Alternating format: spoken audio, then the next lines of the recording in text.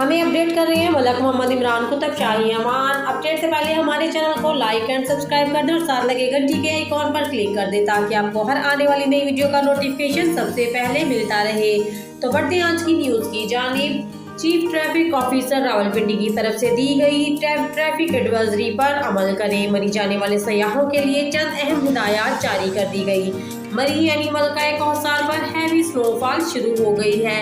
सयाहों की बहुत बड़ी तादाद ने मरी का रुख कर लिया।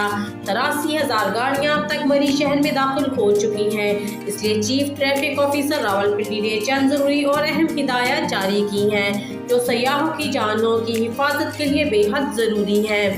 4x4 गाड़ी का इस्तेमाल करें अगर सयाह इतनी हैवी स्नोफॉल में मरी जाएंगे तो। अगर 2x4 तो चारों टायरों पर चेन चढ़ाएं। गाड़ी की बैटरी न्यू होनी चाहिए। फ्यूल टैंक फुल रखें।